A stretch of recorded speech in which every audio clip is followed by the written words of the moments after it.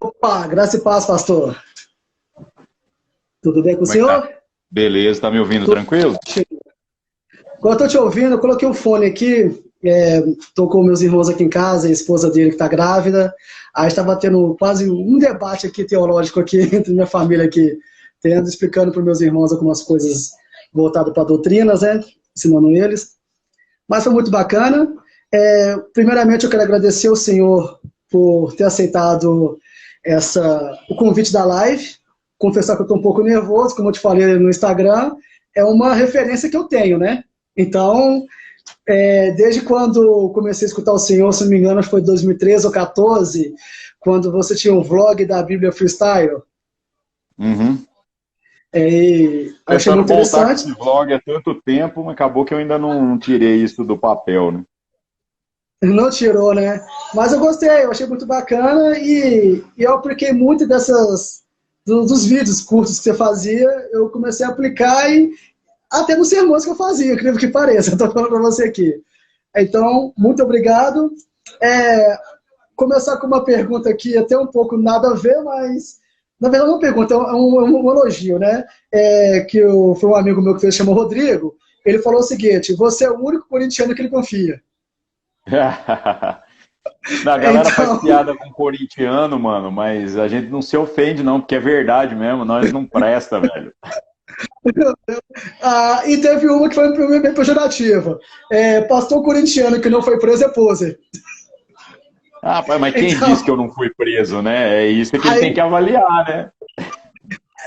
tinha que conhecer, né, essa questão, E né? outra, e Mas se ele brincadeira. falar que o cara também não pode ter o dente da frente, eu também não tenho, é implante, velho. Aqui é Corinthians raiz, velho. É, eu não estou podendo muito brincar com esse assunto porque eu sou cruzeirense e já sabe o que aconteceu no passado, né? Então, O e, Corinthians está achando bom esse ano porque a gente estava quase para cair no Campeonato Paulista, né? Mas o Cruzeiro vai achar ruim porque não vai ter a chance de subir. comecei bem, né, com você, né? Comecei bem. Pastor, muito obrigado, eu já te agradeci, vamos começar a nossa live. Por quê? Eu conversei com você sobre missões, troquei aquela ideia sobre tipos de evangelismo, sobre porta a porta, eu conversei até com alguns missionários também, e praticamente foi unânime, né?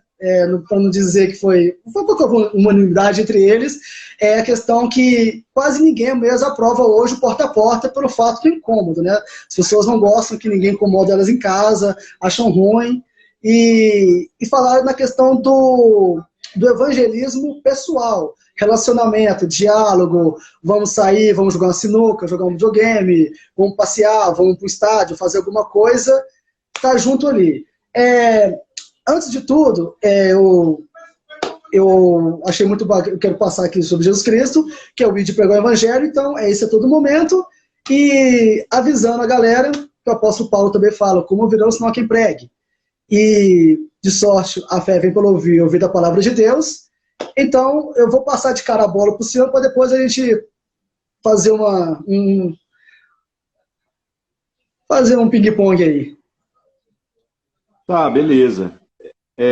Mas sobre essa questão que você falou, né, do evangelismo de porta em porta, a gente tem algumas construções que foram feitas aí nas últimas décadas, né, que é um modelo muito estadunidense mesmo de se trabalhar a evangelização, né? Então o pessoal pegou muito manual de missões de organizações americanas mesmo, e trabalhando aquela coisa, igual o livro do Rick Warren, aquele Igreja com Propósito, né? O cara trabalha a evangelização da cidade de uma maneira sistemática, algo que é muito interessante, é muito inteligente, conhecer qual é o seu público-alvo, qual é o objetivo para o qual Deus te chamou para trabalhar. Mas aí você pega esses livros, esse jeito, como eu falei, gringo de tentar trabalhar, os caras usam mala direta, velho, mandando carta para as pessoas, fazendo propaganda da igreja.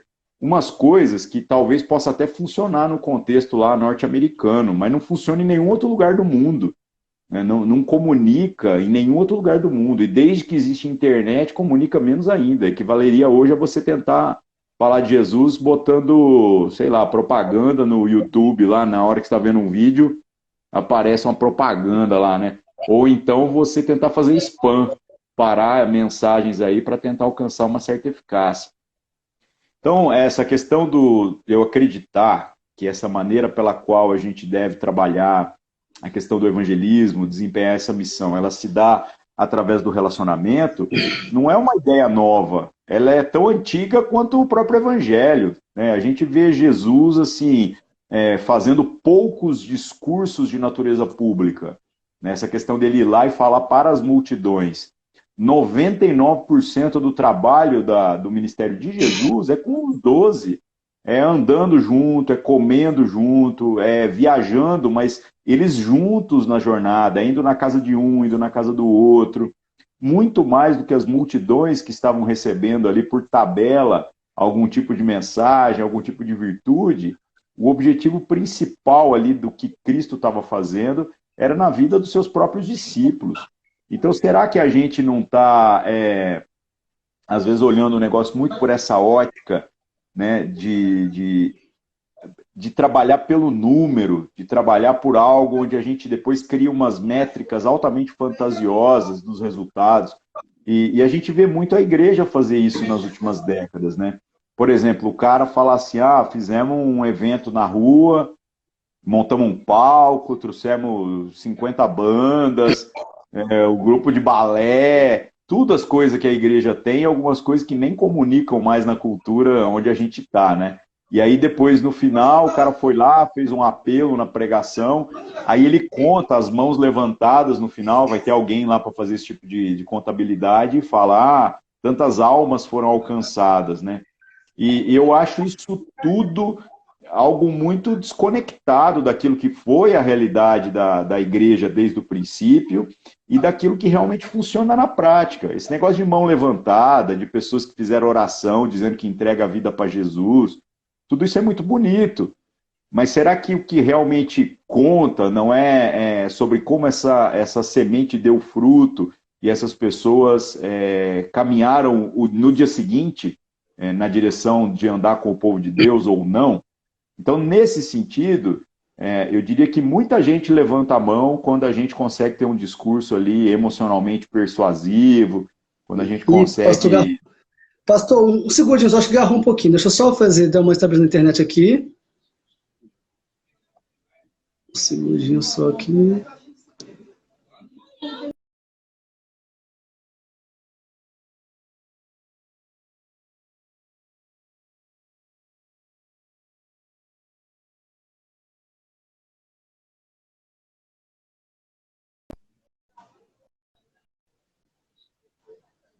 Pastor, voltou a internet aí? Tá de boa? Aqui tá beleza. Tá me ouvindo também? É porque deu uma travada aqui, a sua voz ficou tipo uma voz robótica e começou a travar a imagem. Mas já voltou ao normal já aqui. Então, desculpa aqui tá aí pelo... rodando liso. Desculpa vamos lá. Então, assim, será que nós não estamos influenciados demais por essas formas de trabalhar que criam métricas fantasiosas do número de pessoas alcançadas, né? Então, ficar falando que nós alcançamos tantas almas para Jesus baseado em mão levantada, baseado em pessoas que aderiram a um discurso persuasivo no tal do apelo, né? O apelo na pregação, ele é historicamente muito recente, ele não tem nem 200 anos. A igreja não tinha o costume de fazer esse tipo de apelo que nós fazemos hoje. E eu não estou condenando o apelo, dizendo que isso é uma coisa equivocada, que é errado, que é proibido, que é antibíblico. Não é isso. Eu só diria que assim, toda métrica feita em cima daquilo que não é uma virtude atemporal, ela pode se tornar equivocada. Então, será que a gente não está vendo muito essa questão do ministério, trabalhar essa missão, trabalhar o evangelismo, a partir de algo que dá resultados que nós podemos medir e, de certo modo, a gente está mais satisfazendo o nosso próprio ego, justificando o nosso próprio esforço, do que propriamente confiando na qualidade da semente que nos foi confiada, né? Então, exatamente por conta disso, é que quando você me perguntou sobre a questão do evangelismo de porta em porta, eu vejo que hoje isso se tornou algo muito até inoportuno, né? Pô, aqui em casa eu botei um interruptor na campainha, cara, para eu desligar ela. Eu não quero que toque. E mesmo quando ela está ligada ou alguém toca, eu olho pela câmera, eu quero ver quem é. Porque se não for alguém que eu estou esperando e que eu quero receber, eu nem responder não respondo. Isso não é mais a exceção, isso está se tornando cada vez mais a praxe, né? É a regra. Se alguém aparecer na minha casa e não me ligar antes, né, eu nem atendo a porta, cara. Aí você fala assim, ó, mas por que isso? Porque há uma mudança até do paradigma em que a gente está trabalhando hoje, né? Mas a questão do vínculo relacional, ele é diferente, ele sempre funcionou e eu acredito que ele sempre vai funcionar. Né? Um amigo repartindo virtudes com outro amigo, porque o amigo, se ele tocar a campainha num horário inoportuno, a gente abre a porta. Essa é a questão. Não apenas a porta da nossa casa está aberta, como o nosso coração está aberto, né? A gente receber uma mensagem, a gente conversar, a gente debater. Um amigo, ele consegue ter esse grau de penetração de um valor, de uma virtude, que eu acredito que essa evangelização sistemática que a gente está acostumado aí, honestamente, não consegue alcançar de forma alguma. Entendi. Eu acho muito interessante isso que você falou também, da questão inoportuna. Eu estava conversando com um rapaz chamado André, ele é missionário da Jocum, e ele está na Espanha. Agora não vou saber a cidade que ele está agora não vou saber te falar. Eu estava trocando uma ideia com ele no WhatsApp, eu conheci ele através de um outro amigo meu que me indicou ele, estou até para confirmar a data de uma live com ele ainda. E ele tem feito evangelismo através do teatro, porque ele mexe com esse negócio de artes. E o que eu achei bacana, ele falando sobre a questão de relacionamento, ele falando sobre você conseguir, você ser evasivo, né? Você não está esperando. E quando você começa a ter relacionamento com a pessoa, você começa a entender as necessidades da pessoa, então, obviamente, você sabe o que ela precisa. Então, você consegue até orar por ela, por algo que já seja diretamente no ponto certo, onde ela vai ser tocada. Porque, vamos supor, eu estou evangelizando um certo amigo, e não certamente, estou evangelizando uma pessoa que eu acabei de conhecer.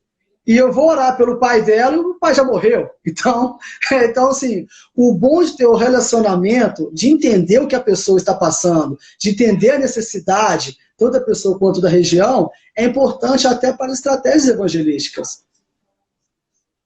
E aí você chega já assim com um ponto de contato muito forte, um vínculo onde essa empatia, né, se traduz depois por compaixão. A gente sofre junto, quer a gente esteja se alegrando, quer a gente esteja consolando a pessoa que está em luto, está em dificuldade, qualquer outra coisa. Eu não entendo por que a igreja se tornou especialista em trazer resposta para a pergunta que não foi feita. Acho que essa é a grande questão. Né? Essa era aquela observação que eu fiz quando eu me converti, que eu via uns caras usando a camiseta assim, Jesus é a resposta. Aí eu falava assim, Jesus é a resposta, mas qual que é a pergunta? Para quem fez a pergunta, a resposta faz todo sentido. Mas para quem não fez a pergunta, essa resposta pode não dizer nada. Tanto que hoje, se você sair fazendo uma pesquisa na rua, você vai ver que todo mundo vai dizer, assim, a maioria absoluta, né, vai dizer que simpatiza com a ideia de Deus, que crê em Deus. Mas se você depois começar a esmiuçar isso, falando a respeito da pessoa de Jesus, e o Jesus da Escritura, não essa ideia romântica, fantasiosa que as pessoas têm acerca de Jesus, aí o negócio vai ficando complicado. Aí você vai ver que o grau de comprometimento das pessoas com a verdade da Escritura é muito pequeno. As pessoas não querem, elas querem aquilo que elas idealizaram. Então, eu acredito que nós estamos trabalhando um paradigma invertido. Nós estamos trabalhando um paradigma invertido. E Jesus, ele não fez esse tipo de bobagem que a gente fez. Sabe? Tipo assim, eu vou, sei lá, eu vou forçar aqui o negócio, insistir para que as pessoas recebam a minha mensagem. É exatamente o contrário. Né? Jesus, embora ele fazia as curas, os milagres e tudo mais, o discurso dele era muito duro. O discurso dele não era para convencer o cara a ficar. O discurso dele era para peneirar mesmo. Então, gente, o que nós temos como mensagem do Evangelho de salvação é a coisa mais preciosa que existe sobre a face da Terra. E está parecendo que a gente está mendigando a atenção das pessoas, a gente está mendigando gente para o reino de Deus. Tanto que a gente até criou uma expressão, né, que nem tem na Bíblia, né? Você vira para o cara e fala assim, você aceita Jesus? Olha só, nós estamos falando como se Jesus fosse um coitado, que depende da sua aceitação. Cara, aceita Jesus, coitado de Jesus, né? O que vai ser de Jesus se não tiver você, né? Então, a gente inverteu o paradigma. A gente está confundindo quem que está fazendo favor para quem.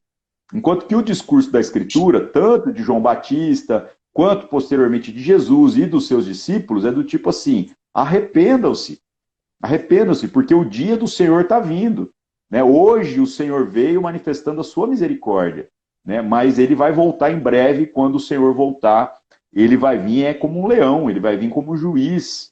Né? Então, o futuro de vocês vai ser terrível. Aproveitem das misericórdias de Deus enquanto há tempo, arrependam-se.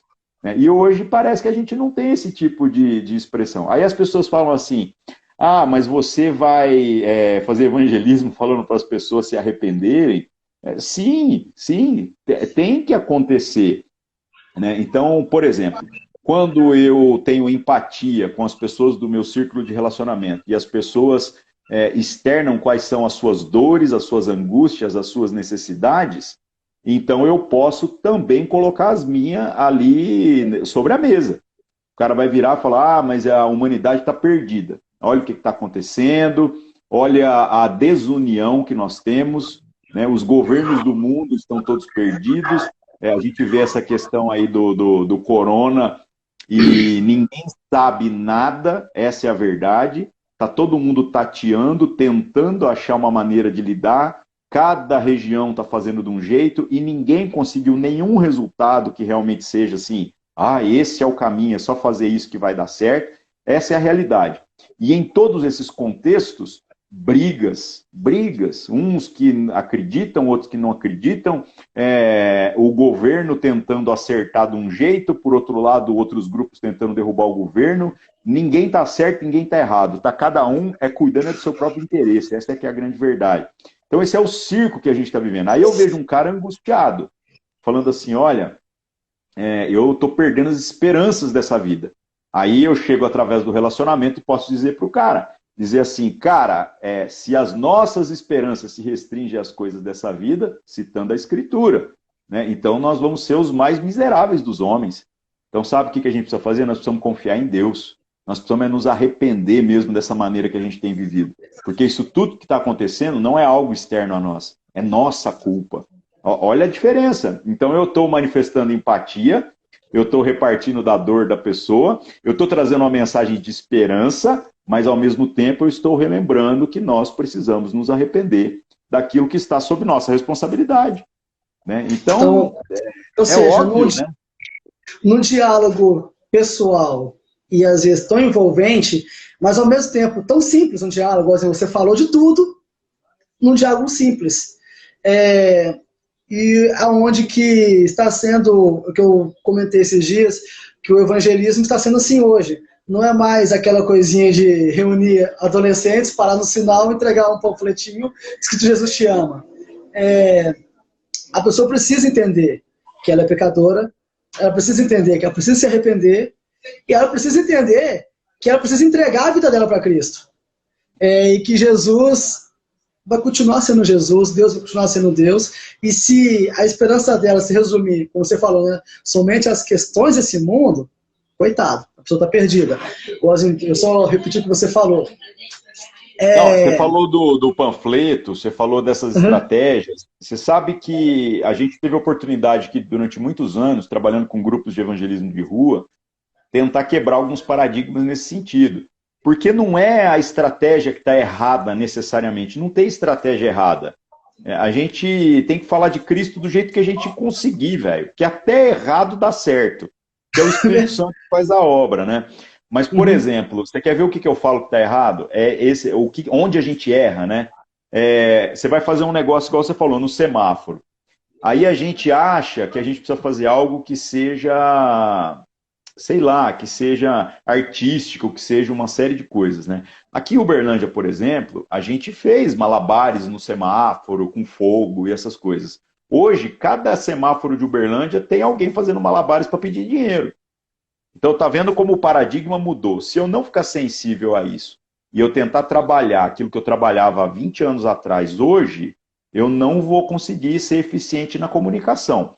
Outra coisa que a gente até experimentou, como que eu trabalho essa questão na rua, no semáforo? Eu estou fazendo algo para chamar a atenção das pessoas, no sentido de falar assim, por favor, preste atenção no que eu estou dizendo, né? Pegue o meu panfleto, ou eu consigo usar um mínimo de criatividade ali para fazer com que as pessoas desejem o meu panfleto. Para que as pessoas, às vezes, dê a volta no quarteirão porque o cara quer passar no semáforo de novo, porque ele quer entender o que eu estou fazendo ali.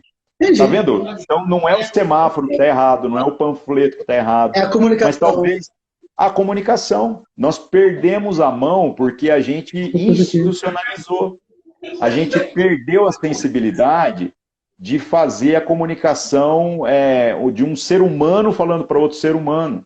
Então, às vezes, no panfleto, é o que eu falei, eu estou colocando lá, Jesus é a resposta. Mas eu não estou levando essa pessoa a uma identificação acerca de qual é a pergunta. Para quem não fez a pergunta, a resposta não quer dizer nada. Então, ao invés de eu afirmar um tanto de coisa num panfleto, eu poderia, às vezes, fazer algumas perguntas também. Eu poderia colocar minhocas na cabeça desse cara, ao invés de ficar querendo responder coisas que ele não perguntou, falando a respeito de coisas que ele não entende. Então, tá vendo como é que a crise é de comunicação. Agora, a mensagem do Evangelho ela é suficiente em si mesma. Eu acredito nisso. E eu já vi assim, pessoas que são capazes de pregar de maneira assim, muito convincente, uma construção muito bem feita, e o cara foi evangelizar alguém assim, sistematicamente e não conseguiu resultado algum, e depois apareceu um outro semi-analfabeto que sabia 2, 3 coisas da Bíblia, mas que amava Jesus. E pela empatia que essa pessoa conseguiu cultivar ali no relacionamento, ela, com o pouco que ela sabia, ela conseguiu revelar Cristo mais do que o outro que sabia muita coisa. Então é nesse sentido que eu digo que essa sistematização ela não é um problema, mas a gente não pode acreditar que ela vai resolver todos os problemas. Eu acredito que esse vínculo relacional, Deus escolheu que o evangelho fosse compartilhado através de nós. Ele não mandou os anjos pregarem, nem fez a Bíblia cair do céu na cabeça das pessoas para que elas pudessem abrir e ter um contato com a Escritura. Esse livro, essa verdade precisa ser vista através de nós. Então nós precisamos assumir esse papel. Agora é esquisito que o crente, quando pega a responsabilidade da evangelização, aí ele começa a espiritualizar as coisas. Ele não deixa a palavra de Deus ser vista através da humanidade, das limitações dele. Não, a gente parece que quer virar anjo na hora de se relacionar com as pessoas. A gente começa a espiritualizar, a gente já fica assim, olha, porque eu sou um homem assim, aí você começa a contar as virtudes, contar as vantagens, ao invés da gente poder falar um pouco da realidade, de que abismos Deus nos tirou, e qual é o tamanho dessa graça que tem nos alcançado, apesar do homem que nós ainda somos.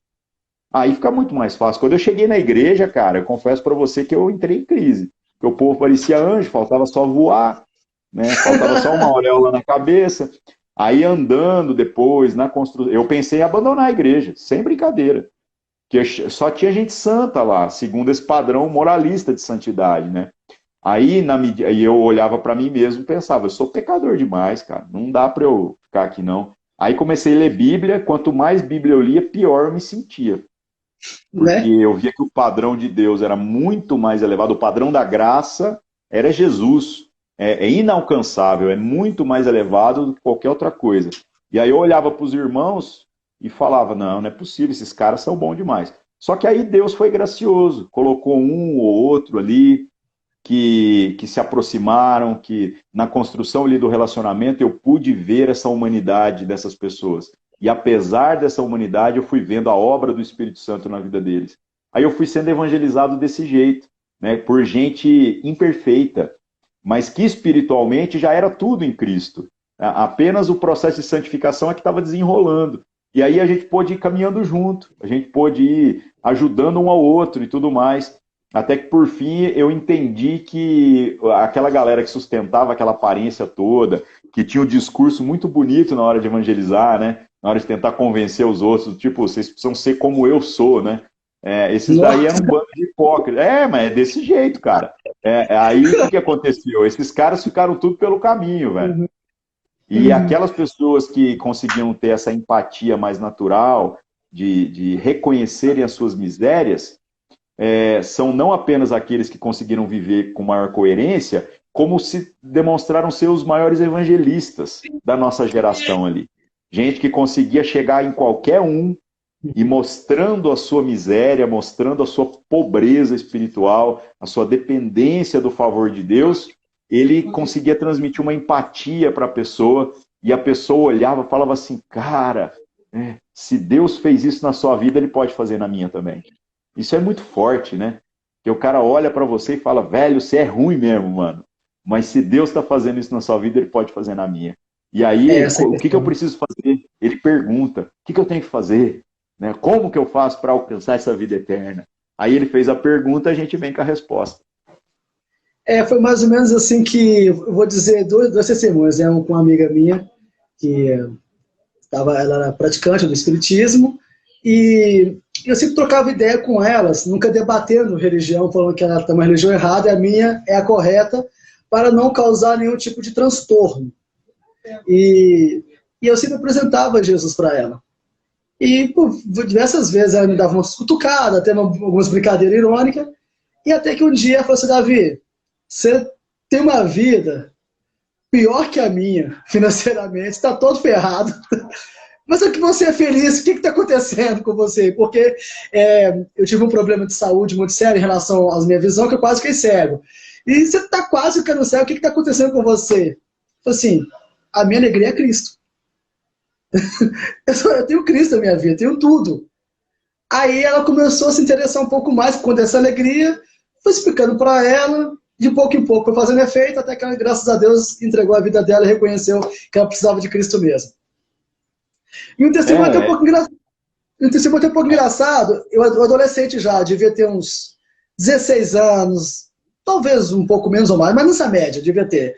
Eu não sabia pregar, não sabia falar nada em relação às escrituras, e nessa época eu morava no Espírito Santo, em Guarapari. Mas eu sou daqui de Belo Horizonte mesmo, eu fui morar lá, e eu voltando de viagem, de ônibus, vindo para Belo Horizonte, passar o final de ano aqui com minha família. E tinha uma parte da estrada, que a BR era tinha um desnivelada lá, então o ônibus tremia, parecia que ia tombar. E eu já sabia disso, porque eu fazia viagem várias vezes. E tinha um rapaz ao meu lado que ficava assim, olha, tremendo de medo. Não sei, o cara era meio louco, não sei o que, nunca vi. Aí eu falei assim, olha, vai tremer ali e eu acho que a gente vai cair. Sacaneei o cara. Aí eu falei assim, como é que você sabe ele? Eu brinquei, eu sou profeta. Eu zoei com o cara brincando. Ele olhou pra mim assim, olha, e se você não se arrepender dos seus pecados, você vai pro inferno. Que sacanagem, velho. Eu fiz isso. Pra você ter ideia, mas eu fiz pra poder zoar o cara, não pra poder pregar mesmo. Eu fiz isso. Só que o cara começou a chorar do meu lado. Foi uma experiência meio louca. Aí falou assim, eu tô precisando mesmo, tô desviado, vou voltar pra igreja, quando chegar em Belo Horizonte.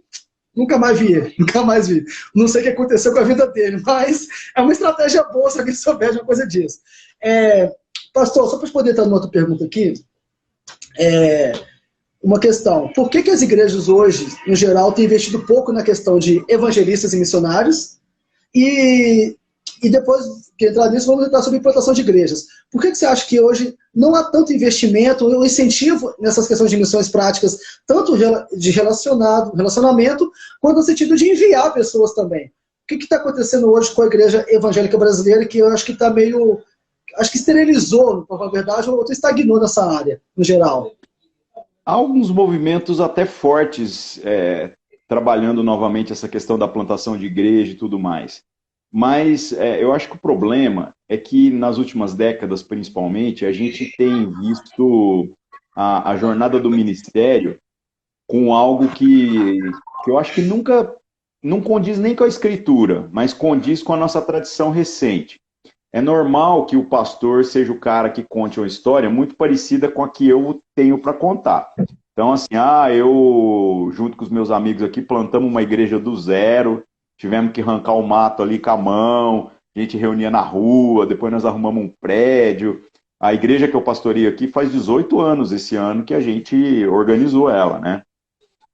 E aí, o que acontece? Uma vez agora que está tudo resolvido, está tudo estruturado, aí depois a gente arruma um prédio próprio e constrói uma série de coisas, aí dali um pouco eu fico ali até morrer. E eu fico dizendo para as pessoas assim, aí, tá vendo? Vocês têm que fazer como eu fiz, né? Porque ninguém me ajudou. Eu fui lá e do zero fiz isso tudo aparecer. Só que o modelo que a gente tem na Escritura, principalmente quando a gente fala da plantação de novas igrejas, ele é muito diferente. Você pega o apóstolo Paulo e também os outros discípulos, ele ia lá, capacitava os irmãos, treinava, organizava. Quando a igreja estava toda já estruturada, ele ia embora. Ele não ficava ali como dono da igreja. Então, olha como a gente tem um paradigma, né, que às vezes tem atrapalhado. E, infelizmente, muitas pessoas acreditam que a questão da plantação de igrejas, ela é uma ferramenta de crescimento, que ela tem como objetivo fazer o ministério crescer. E aí, como hoje a gente está nessa crise do paradigma, porque as igrejas estão muito 8 ou 80, ou a igreja tem 30 membros, ou ela tem 300, ou ela tem 3.000. Parece que não tem nenhum outro número no meio aí, né? Não tem igreja de 100. É sempre isso. Ou ela está beirando 30 ou está beirando 300, né? E é muito pobre esse tipo de coisa. Então, às vezes, uma galera que gosta de uma experiência mais comunitária, da gente conhecer uns aos outros, vai preferir as igrejas menores. Outra galera que não quer ter relacionamento de maneira nenhuma, vai preferir as igrejas maiores, onde você some no meio da multidão. E aí, dali um pouco, a gente está brigando por causa de tamanho de igreja. E aí o pessoal que é grande defende que é aquilo lá mesmo, que aquele é o jeito, e o pessoal que é pequeno vem defender que não quer que a igreja cresça, porque senão vai perder essa qualidade de relacionamento. Então, gente, olha só, a gente consegue viver o melhor dos dois mundos através da plantação de igrejas. A plantação de igrejas, então, não é uma estratégia necessariamente de crescimento, mas é uma estratégia de relevância. Por exemplo, quando a igreja tem 30, é uma beleza. Quando ela chega nos 100, começa a vir os problemas. Quando ela vai chegando nos 200, os problemas se agravam muito, porque para ela romper esse número dos 200, vai ter agora diferentes perfis culturais lá dentro, que é muito difícil harmonizar. Tem gente que às vezes tem que sair da igreja, vai procurar outra de 30 porque não harmoniza. E aí o que a gente poderia fazer? A gente poderia pegar tudo isso que a gente veio falando aqui. Você falou do evangelismo, da missão. Gente, eu falo pra galera que eu acho que o pessoal lê ali o texto de Efésios, ali 4, 5, errado. E os caras falam assim, lá fala dos ministérios, né, os 5 ministérios. Eu não leio esse texto desse jeito, cara. Para mim só existe um ministério na Bíblia. E nem é o de louvor, viu? Porque não tem ministério de louvor na Bíblia. Vou falar isso. E a galera fica, é o ministério de dança, então... Não, na minha cabeça, no meu entendimento, só existe um ministério. É o ministério da reconciliação. Só esse. Agora, para colaborar com essa promulgação do evangelho, essa comunicação objetiva e subjetiva das verdades do evangelho, a gente vai fazer o que pode. Então, o que é músico, ele faz com o dom que Deus lhe deu, o que prega faz, o que ensina, o que consola, o que exorta. Cara, cada um faz o que pode, cara, para colaborar com esse único ministério, que é o Ministério da Reconciliação. Esse é o meu entendimento. Agora, eu vejo evangelismo e missão como a mesma coisa. Porque às vezes a gente fala de missão como se fosse algo mais intencional e feito longe, né? E eu penso que o missionário, se ele não é missionário perto, que é o que a gente chama de evangelista, ele não vai ser missionário em lugar nenhum, cara. É uma falácia de, eu vou para o campo missionário, vou lá pregar na Índia. Não prega para o vizinho no bairro dele e vai pregar lá na Índia. Papo furado, velho. Melhor. Isso aí prega pro irmão, na verdade, que mora da própria casa. Da própria casa. Então, isso é uma furada. Então, eu vejo essas duas coisas como uma só. É óbvio que, quando a gente fala dessas missões, nesse sentido de algo, de uma intencionalidade, aí sim a gente está pegando o evangelismo e entendendo que ele culmina num resultado que é mais trabalhadores para a seara e que, obviamente, havendo mais trabalhadores, nós precisamos gerar mais demanda. E essa demanda é suprida exatamente na plantação de novas igrejas. Ou seja, a gente juntar mais pessoas e à medida em que a gente junta, a gente multiplica a força das pessoas trabalhando ao invés de centralizar, descentralizando, fazendo com que o relacionamento se torne sempre o ponto forte daquilo que são as nossas comunidades. Então, por exemplo, é melhor eu ter uma igreja que tenha 10 cultos de 100 pessoas, então eu vou precisar, para ter 10 cultos de 100 pessoas, vou precisar de 10 grupos de louvor, vou precisar de 10 pregadores, eu vou precisar de 10 diáconos para receber lá na porta, eu vou precisar de... Vai imaginando aí os presbíteros e as velhas da oração, precisa de 10 equipes de culto. De tudo. De tudo. Do que eu falar assim, ó, e detalhe, eu preciso de um prédio para 100 pessoas, mesmo que eu tenha 1000, porque eu faço 10 cultos de 100 pessoas. Então é muito mais barato do que eu manter uma estrutura para 1000 pessoas e querer fazer um culto por dia, onde eu junto 1000. Aí eu junto 1000, só que nesses 1000 eu não conheço ninguém, e só eu prego, só uma banda toca, só um diácono recebe todo mundo. Vai gastar a mão do diácono lá na porta da igreja, né? Então, eu não estou dizendo que isso está errado, entendeu? Não tem nada de errado nisso. O que eu estou dizendo é que a gente às vezes coloca essa questão do relacionamento como se ela fosse algo que não é prioritário. Então eu penso que quando a gente consegue fazer essa plantação, porque cada culto dessa igreja vai ser como se fosse uma nova igreja. Vai ter mais pastores, mais líderes. Na medida em que esse grupo crescer em graça, a gente como comunidade de fé pode virar e falar assim, ó, vamos pegar 2 cultos, já que nós já temos 10, vamos pegar 2, vamos alugar um prédio do outro lado da cidade, que a gente entende que tem uma carência da pregação do evangelho, e vamos levar 200 pessoas para lá. Vamos mudar 2 cultos para lá. E aí, cara, você já chega com tudo, chega com 200 pessoas, você não vai penar para ter que arrumar um lugar, como é que vai pagar isso daí, como é que o missionário lá vai ser sustentado. Mano, você já chegou com a igreja praticamente pronta. E aí a gente ganha mais 200 lá naquela comunidade e realimenta o processo. Então eu vejo muito isso. Sim, o evangelismo, a missão e a plantação de igreja como parte de um mesmo processo. E que muitas vezes a gente é que está deslumbrado só com o recorte daquilo ali, né? O cara que evangeliza, mas depois ele não acredita, ele não tem comprometimento com o acompanhamento. Ou ele evangeliza, mas ele não quer o relacionamento. Né? O cara que faz missão, mas só quer fazer a missão longe, não quer fazer a missão perto, ou não quer fazer a missão dentro da sua própria casa.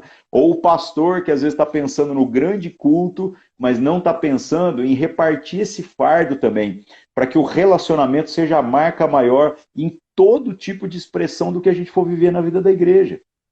Então é mais simples do que a gente imagina, parece que a gente está complicando, né?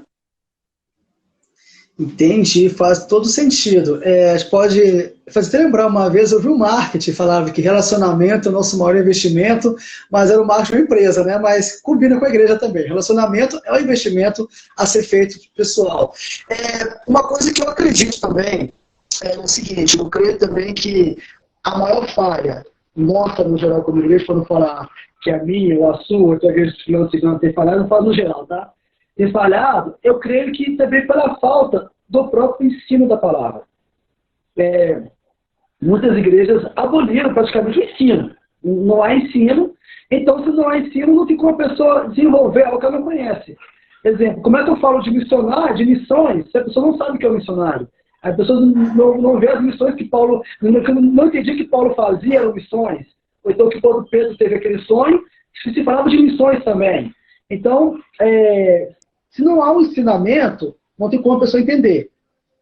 Então, eu creio que se hoje as igrejas voltassem a essa prática do próprio ensino, novamente, isso pode despertar na própria pessoa, que o tema da live, o missionário, eu conseguir pregar, eu entender que eu preciso pregar para o caixa da padaria, que vai me entregar o pão, e eu sendo um bom cliente, começando, dando um bom sorriso, um bom dia para ele vai me achar uma pessoa, gente boa, e eu de pouco em pouco, no outro dia eu já falo, oi, tudo bem, no outro dia, e aí, como é que você tá? E vai indo, aumentando cada vez mais o relacionamento. E assim eu consigo introduzir a Bíblia, igualzinho você falou, junto com as mazelas que a pessoa tem vivido. Uma outra questão também eu acho uma coisa interessante, cara, que às vezes a nossa maneira de evangelizar e fazer missão é muito de tentar trazer pessoas por agregação. A gente está tentando convencer as pessoas de que a nossa religião é melhor que as outras. Ao invés de fato, levar as pessoas a terem uma experiência com Deus através do conhecimento da Escritura. Então, por que o relacionamento é fraco? Porque a gente está vivendo em cima de uma agenda institucional. Quer ver uma coisa doida? Onde que você leva um cara que você está evangelizando? Qual o primeiro contato dele com a igreja? E muita gente leva para o culto. Não, você precisa ir lá na minha igreja. Aí você pega um cara, o cara da padaria que você falou, você acabou de ficar amigo dele, né? Aí o cara vê que você é um cara diferente, que o seu trato em casa é diferente, que o seu trato com dinheiro, que veio um troco errado, é diferente. E aí ele começa a te fazer perguntas. Aí quando ele faz perguntas, você vira pro cara e fala assim, ô mano, vamos lá na igreja um dia. Cara, eu acho o culto público o pior lugar para você levar um visitante, cara. Por quê? Porque ele não vai entender nada. Para começar, nós falamos uma língua que só crente entende, né? A gente já fala umas palavras que quem é crente compreende, mas quem não é, não entende. Né? Depois que a nossa liturgia, ela nem sempre é didática. Ela funciona muito para nós. Se o cara chegar num dia que for ceia do Senhor, às vezes é até pior, porque aí vai ter igreja que não vai nem dar ceia pro cara. Ele já vai se sentir ali em crise. Né? Então, é péssimo levar o cara no culto. O que a gente poderia fazer? A gente tinha que trazer esse cara para a nossa vida. Então, eu não sei se a igreja trabalha em célula ou se ela tem um grupo familiar, o nome que você quiser dar, né? Ou simplesmente você junta com 2, 3 amigos uma vez por semana para fazer um churrasco e não tem jeito. A gente, quando faz churrasco, nós não sabemos falar de outra coisa. Nós fala de futebol, fala de videogame, fala de computador, fala de meme, mas a gente não consegue não falar de Deus. Não precisa nem ter agenda e pauta. A gente sempre fala do que o nosso coração está cheio, então a gente fala de Deus. Por que a gente não traz esse cara para esse convívio? Aí, na medida em que esse cara for entendendo as coisas, o culto vai fazer sentido para ele. Tá vendo a grande diferença? Então eu acho que às vezes o nosso evangelismo e missão, ele tá gerando muita adesão na experiência litúrgica e não conversão. Exatamente. Isso. É muito interessante que você falou, porque aí que vai entrar numa certa questão. Porque a igreja está ficando inchada no caso, e não está crescendo. E visto que eu chamo até atenção, a um certo ponto, aí, principalmente da galera que é mais crente ainda, que eu vejo muitas pessoas falando, eu quero ser pastor, eu quero ser isso, eu quero ser aquilo, mas quer ser o evangelista que prega, quer ser o pastor que prega, mas não quer ser o pastor que cuida, que cuida das pessoas, e não quer ser o evangelista que leva o evangelho até as pessoas. Então, quer muito o glamour do cargo, mas não quer a função do cargo. Porque como o senhor é pastor, eu tento imaginar o tanto de pepino que o senhor deve pegar no dia a dia, entendeu? E só para você ter ideia, eu não sou pastor, eu apenas de vez em quando prego, e eu fiz uma live um tempo atrás com uma moça que era advogada, especialista em violência doméstica. Teve um resultado muito bom, graças a Deus. Só que depois dessa live, a parte ruim do resultado bom foi que eu fiquei sabendo de testemunhos que eu não queria saber. Testemunhos muito pesados sobre violência doméstica e abuso sexual. E aí eu fiquei pensando, isso aqui foi uma semana por conta de uma live. Imagina o que o pastor sofre durante o ano inteiro, a vida inteira no seu pastoral. Eu fiquei pensando. Então, essa é a questão. Agora, acho que foi Spurgeon que falou, o cristão que não é missionário é um impostor. É um impostor. Então, nós, como cristãos, nós temos essa obrigação de levar o evangelho, como você falou, pastor, ao nosso ciclo social. Seja jogando um videogame. Uma vez, a igreja que eu frequento, que eu sou membro, Batista do Calvário, ela reúne células. E eu tinha uma célula, uma vez a gente fez uma célula, não posso até ver que vai brigar comigo, né? Mas quer saber, né? Eu fiz a célula, tipo, numa esquina, que tem um bar e tinha uma sinuca. Aí a gente jogou sinuca na célula e tal, trocou uma ideia, e foi indo, e por aí foi indo. A gente foi tendo esses relacionamentos. Graças a Deus, todos esses que estão hoje ainda permanecem. Mas ali naquela época, o único, vou colocar, velho de casa, ali era eu. O resto era gente que acabou de chegar. Ou então gente que nunca entrou numa igreja, mas ia na célula porque gostava da célula. Mas não tinha algum receio pessoal ou de experiência que fosse saber negativo quanto à igreja. Aí fui quebrando esse paradigma na cabeça da pessoa de pouco em pouco, e ele foi entendendo que ser cristão está muito aquém de ser uma pessoa religiosa, que é na prática do dia da vida.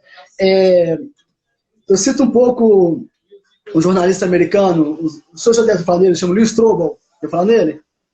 Acho que não. Lee Strobel é um jornalista ateu que até então ele fazia muitas colunas que criticavam muito a fé cristã, principalmente os evangélicos, e a esposa do cara se converte, a esposa dele. Vira crente. Justo a mulher do cara que fala mal de crente, que fala mal. E só que o cara era muito inteligente. O cara é uma enciclopédia, o cara. E ainda mais sendo um jornalista estudioso e investigativo. E não tinha como ela debater com o cara, porque ele ia bater na raiz em cima para poder com argumentos mais inteligentes que o dela. Fato. Como é que ela evangelizou ele? Ela foi a melhor esposa possível para ele. Ela foi. Ela foi melhor em tudo. Ela começou a ser uma mãe melhor, começou a ser uma esposa melhor, e o cara ficou doido. Assim, o que está acontecendo com essa mulher aqui? Eu bato nela, assim, teoricamente, nos argumentos, eu zoo a fé dela, e ela me trata cada vez melhor, está sendo boa. E o cara começa a pesquisar a vida de Jesus para poder debater com ela. Quando ele vai ver, ele tem o testemunho dela. E por conhecer a vida de Jesus, pimba, o cara se converte. Mas tá vendo? Ele fez a pergunta.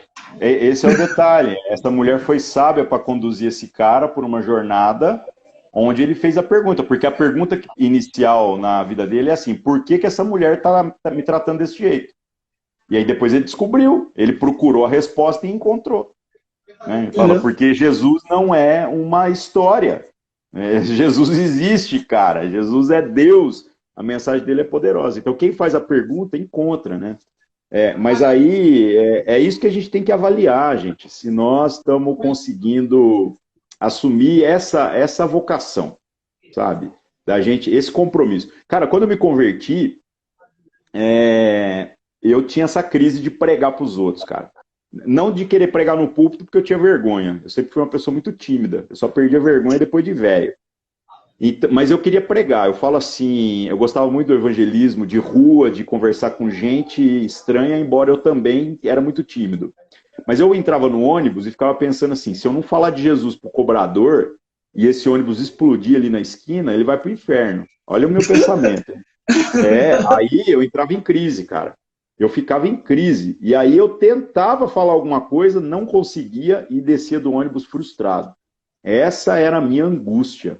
Com o passar dos anos, eu fui vendo como que Deus trabalhou na minha vida essa quebra, né, desse paradigma. E eu parei de ficar querendo falar de Jesus para os outros desse jeito. Agora funciona assim. Eu estou num lugar e penso, eu vou ficar na minha, porque eu estou cansado, eu trabalhei o dia inteiro, eu viajei, eu fui pregar não sei na onde, eu dirigi não sei quantas horas, eu estou cansado, eu vou ficar na minha, ninguém me conhece aqui, eu vou ficar quieto. E aí a gente estando quieto, Deus, eu não sei o que ele faz, as pessoas vêm conversar, e em 1 minuto de conversa você está pregando para a pessoa. A pessoa parece que vem assim, atraído magneticamente. Então a gente vai vendo o seguinte, que quando a gente se enche dessas coisas de Deus, você não vai conseguir não falar de Deus.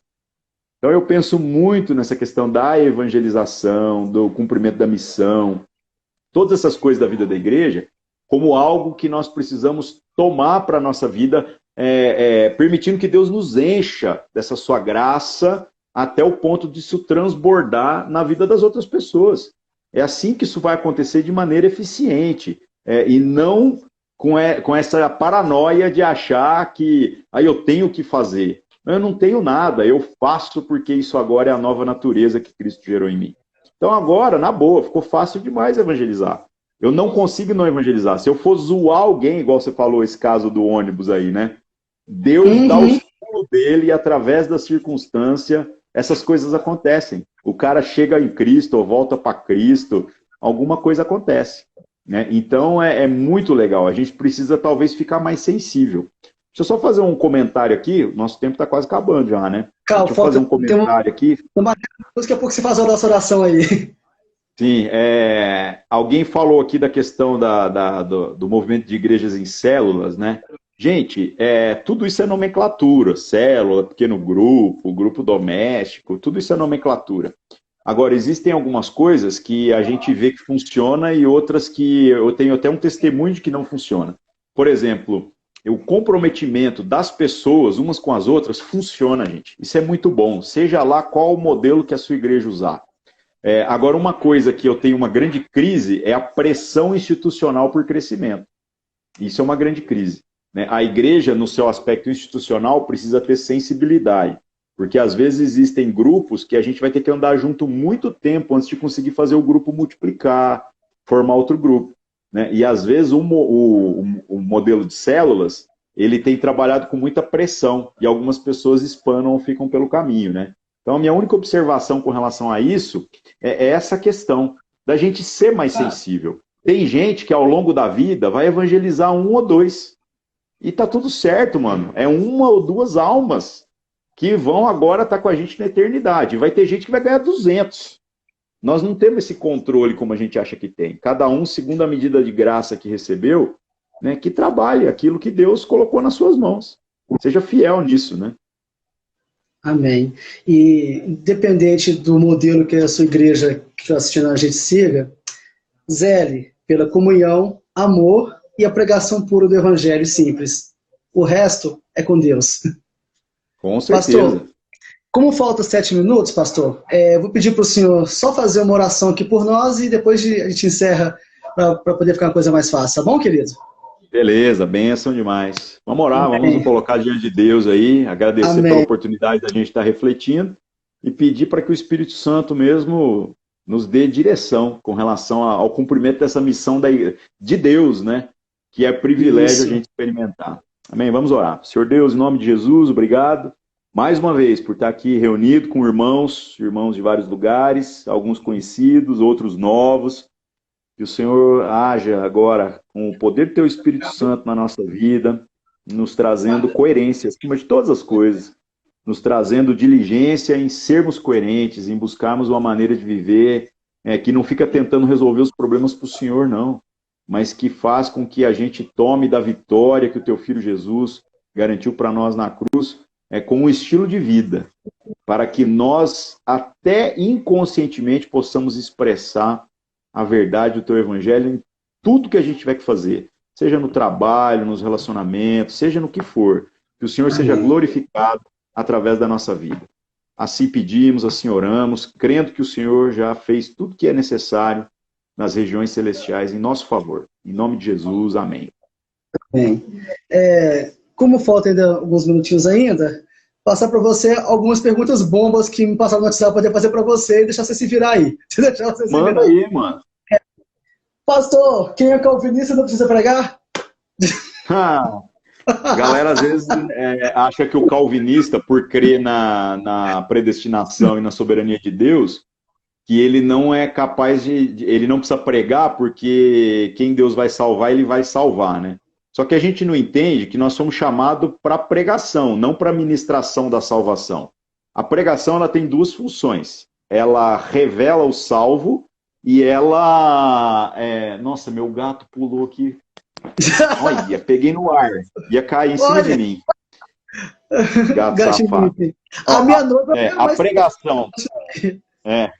A pregação revela o salvo e deixa o não salvo indesculpável diante de Deus, porque ele não vai poder dizer no dia do juízo que não ouviu a pregação, que não foi amado, que não conheceu todas as coisas que o salvo conheceu. E como o Espírito Santo não fala para nós quem que é salvo, ele só fala da gente, ele não fala dos outros. Então a gente não exerce esse juízo. A gente prega e tem que pregar mesmo, porque nós fomos feitos para isso. Se não fosse para pregar e testemunhar, Deus já tinha levado a gente para o céu. O que nós estamos fazendo aqui ainda, né? Com certeza.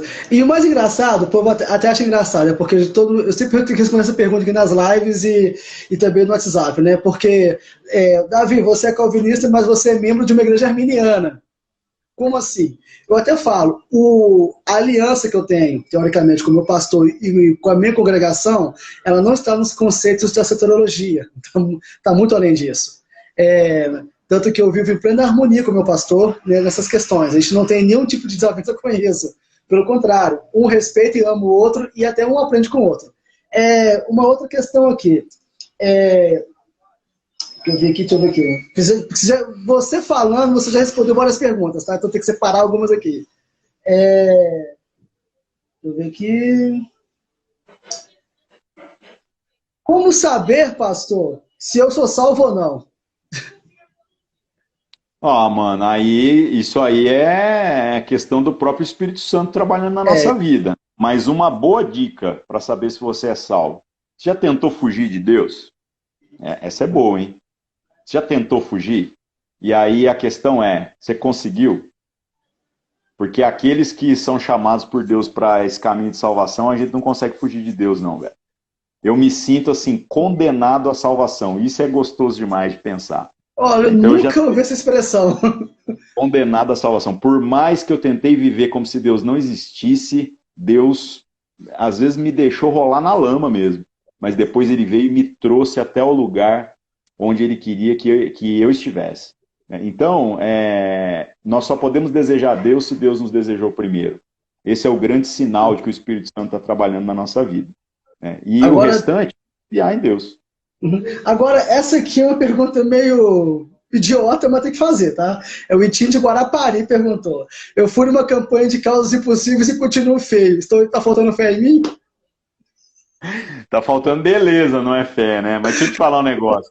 Deus é bom e dá cegueira pras irmãs, velho. Tá ligado? Então a gente não precisa ser bonito. Porque ou é homem ou é bonito, né? A gente só precisa ser homem, tá? Sendo homem, tenha certeza que vai ter uma gata aí, Deus vai arrumar uma mulher que você vai achar gata. Os outros talvez não, né? Deus também dá cegueira pra nós. E aí ela vai te achar linda. Eu sou a prova viva disso, porque não há beleza em mim e eu consegui a noiva mais linda do mundo, a Renata, assim, a gente aí. Porque todo mundo fala que eu rompi fé, ou então que eu jejuei pelo menos um ano para poder encontrar ela, né?